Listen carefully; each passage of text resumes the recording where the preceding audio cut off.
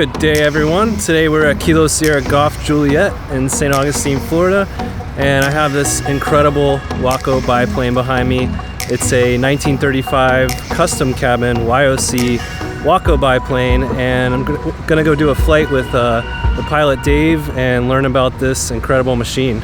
Starting, I'll check the brakes, puff the brakes, make sure I've got brake pressure. Fuel, we'll start on the right side, and pretty straightforward. Mixture full rich. Throttle's just cracked just a little bit.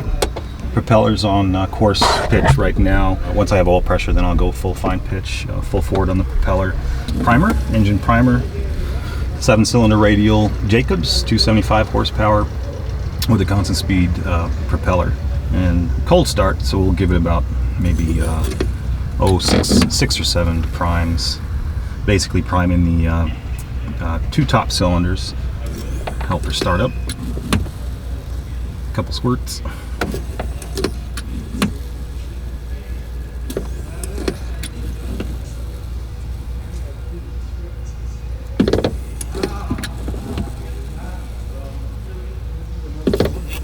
That should do it.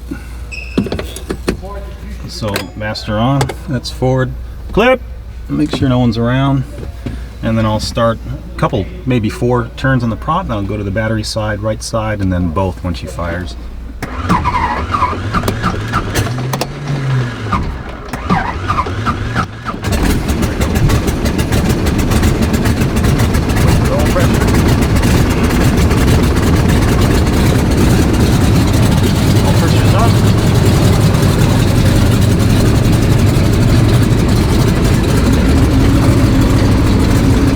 Alright, you got me? I got you. Brady, you can help me out while we taxi out. I'll S-turn to clear the nose. Of course, you've got a nice view off the right side, so... Will do. If you see something you think I'm going to run into, don't hesitate, let me know. Got it. Won't take too long, it's pretty warm out, but I do like to promote a happy, healthy, warm engine, so we'll get a little bit of old temperature up. And I don't have rudders on this side, correct? You can fold them up. You can just leave them there for right now. Okay. I mean, I don't really need them. I'm not going to be taking off and landing. Yep. But once we're flying along, you can fold them up. Then you have this full dual control, other than the brakes. That's great. I was going to say, we could ask for 6, but I think 1.3 is active, and it'll give us a nice departure right out over the intercoastal waterway. We'll do a left turn right after taking off. ILS runway 31, glide path, localizer operating unmonitored. Advise on initial contact, you have hotel. That'll be fine for us, so 1.3. I'll turn that down a little bit. Sky conditions perfect. Control. Up to about 1500 on the RPM.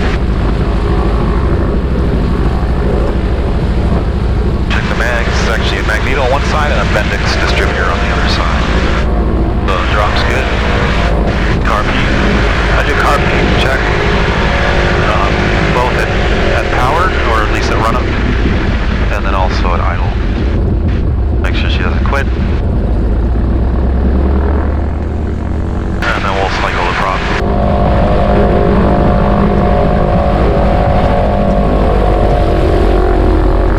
For no more than 300. And we're good to go. Good afternoon, Walker 15244.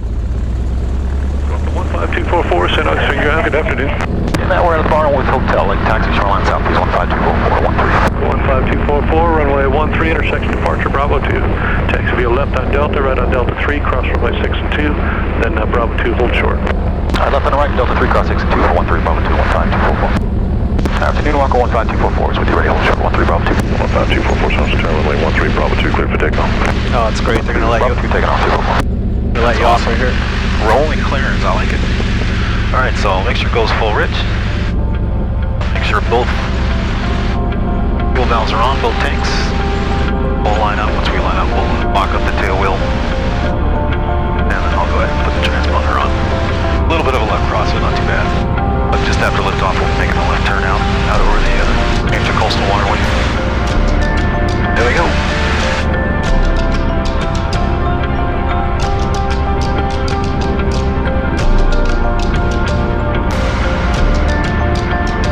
St. Augustine Tower, Epic Air 529er, about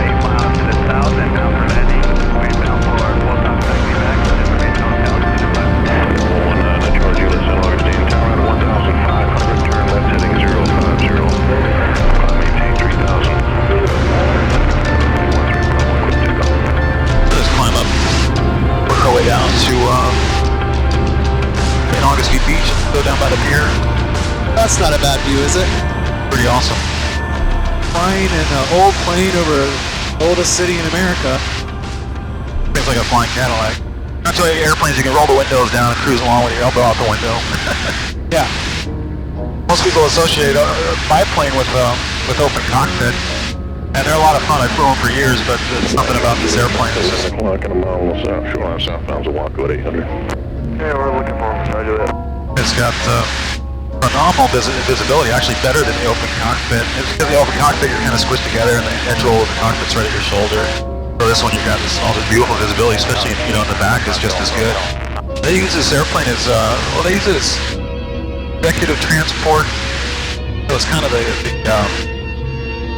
small business jet of its time. Last of the biplanes. They also used them as bush planes in Alaska. This one has the original float fitting, so you could put it on floats if you wanted to.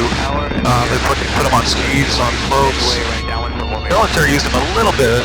They used small numbers. The Navy and the Coast Guard used them as an aerial water coastal patrol. Supposedly they put a 100-pounder on the belly, so if they found a sub, they'd try to get up. Waco 15244. 244, go ahead.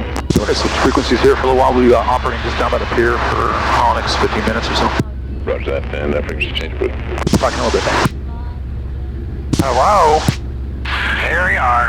Oh, hello. I'll speed her up. We might just passing the inlet southbound right along the beach. We're about to do a formation. See if we can find them. Or if he can find us. Even a much faster airplane. It's called a Sidlinger Hurricane. It's basically, I think it's approximately 70 to 75% scale Hurricane replica. Say again? We got you in the sight. Okay.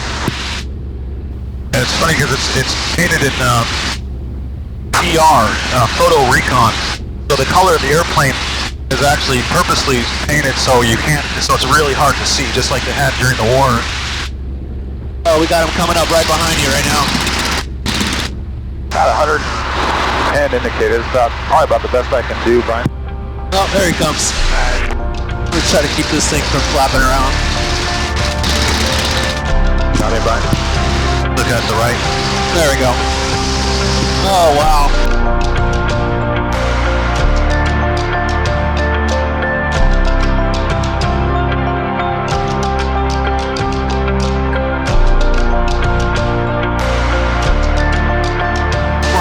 It takes a lot of planning, right? Definitely some planning. You do have pre-briefing. Depends on what type of formation flying you're doing. Make a right turn there, just a shallow right turn. I'll make a right turn. Yeah, I'm gonna join back up.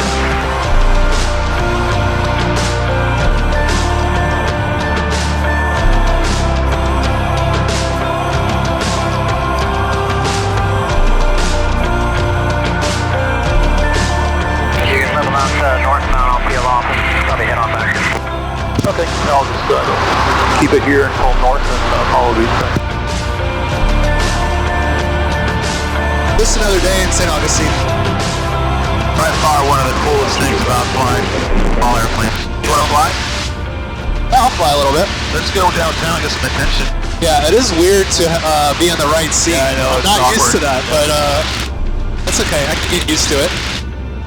I botched the landing. One time I got to fly the Ford Tri-Motor, I totally botched the landing. I was in the right seat. I use that as my excuse because it's such a weird... I mean, it does make a difference a little bit when you're used to the left seat. Oh, yeah. We are about... If we go right towards... You can go ahead and take it. The airplane has very little adverse yaw flying along. Proceed direct to the runway 13, clear, touch and go. Waco 244. Stay out of their airspace. Just past the White House, you're going to fly around downtown a little bit and then back in. We'll give you a call. Waco 244, thanks, Alpha. Numbers 2999. You may see traffic ahead until you left it. Yeah, probably on the traffic. We got it. 244. Drop down a little bit. Come down a little bit. Yeah, remember, nice and easy on the throttle. Direct to the runway. An old school Hamilton standard prop, and if you go a little bit too fast on the throttle, one, you don't want to jockey it anyway, but if you go a little bit too fast, you'll get a little bit of prop surge. And so just, that's the trick, is just nice and easy on throttle input. Oh, we're coming down nice and slow now. What can you tell me about the difference between a tail dragger and a biplane tail dragger? Wait, do they fly a lot differently? A whole lot different. I mean, the biplanes to me seem to be a little bit more stable. I'm sure that's a product of having both, two wings. You have extra lift, but then you also have a lot of extra drag. So whatever that combination is, that magic combination makes for a really nice handling airplane. Some older biplanes, you'll notice a stagger in the wing. It's not a stagger wing, but there is stagger in the wing. That's one of the things that these airplane manufacturers back in the 20s figured out. If you put more stagger in the wing, it makes for a little bit better lateral stability. The earlier Wacos, like the ones, you get that little bit of a quite nice. So some of the earlier ones, like a Model 10 or a GXC, like the one we started out with, the wings were very close together, and you had an unbalanced tail, and that thing was like, you get a turbulence, it was like this.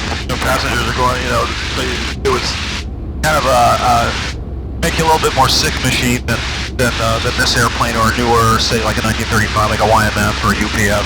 Waco 244 tower. All downtown, request intercoastal, full stop, please, 244.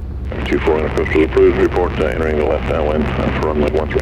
Report entering left downwind for 13, 244. Milano Bridge, Milano Beach right there, so I'll drop down to, back down to around 600-700 feet. We do a biplane approach altitude, the normal traffic pattern altitude is 1,000 feet, and so this is a common, if I have the airplane full and so on the left, then I'll go out along the beach and then back in along the beach. When I only have two people on this side, then I'll go intercoastal. That gives a nice view of the ocean and the beach. And so we'll drop down. 600 feet keeps us out of the traffic pattern, also keeps us above the helicopter. So it's a nice safe altitude for us. So we'll just come back on the throttle, the manifold just a little bit, just a nice slow descent down to 600 feet. Pretty straightforward. Follow the intercoastal waterway north. We'll cross over the extended center line, and then he asked me to report a left downwind. So we keep it in a little bit tighter than pattern shot. We got the King Airs is taxiing out to take off, so I got an eyeball on him. Yeah, I saw that. Mixture prop. So as we come in, I'll wait on the prop, but as we turn left base final, we'll come into fine pitch on the propeller. I'll do a check on the carpet. I'll keep my hand on it so I don't forget. And then I do it's kind of a carrier style approach, somewhat. It's a one turn left base to final. Start out around 100 miles an hour. And then as soon as we start coming in with the prop, she'll slow down pretty quick. Kind of acts like an air brake. Feels a little high, but we're going for just about the center of the airfield of the runway. Yeah. I'll come back on the power. Another sweep check, left to right. Come forward with the prop.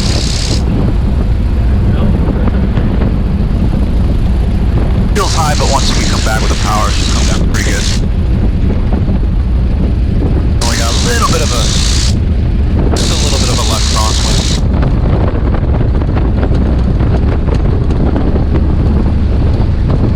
A little slower to about 90 miles an hour.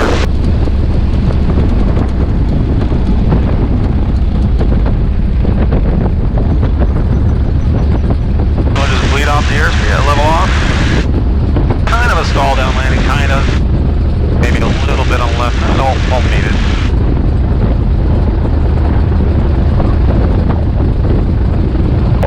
Beautiful. Bravo 4, contact us. Bravo 4, ground to 4-1. Always landing on one wheel. No, I didn't have to. No? Didn't need it. I'm on 15244 with you, Bravo 4, for Bravo. Get parking via turn left on Bravo, cross runway 6, turn right on Delta to parking. How long have you been flying Wacos now? 10 or more years, something like that. Over 10 years? 10 years. It's just a great all-around sightseeing machine. It's, you can't, how many airplanes mix the amount of history and nostalgia and combine that with, one, its location is great. And an old boss used to say, Dave, you can fly around a gravel pit in a biplane and have fun, and he was right, he's right, but it's nice to have a nice combination of nostalgia, history, flight history, and then actually have something nice to look at, It was the executive transport of its time. It was one of them. In the 30s. Yep. Definitely one of them. Last, as I mentioned, last of the biplanes, and whether it squeeze through there or not. Well, you got a few feet over here for sure. You're a good 5 feet at least over here. You got plenty of room over here.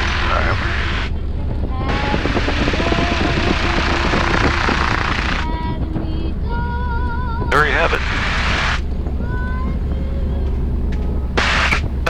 Off the radio. Well, I'll keep it on now.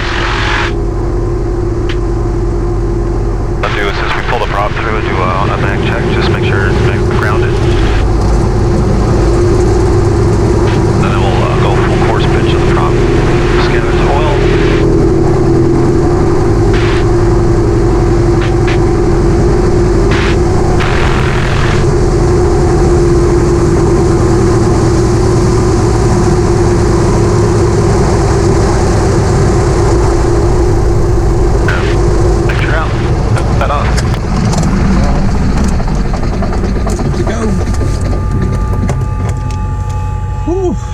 Yeah, it was pretty Cannot awesome. wait to go back up already. Every time I go up with him, I learn more too.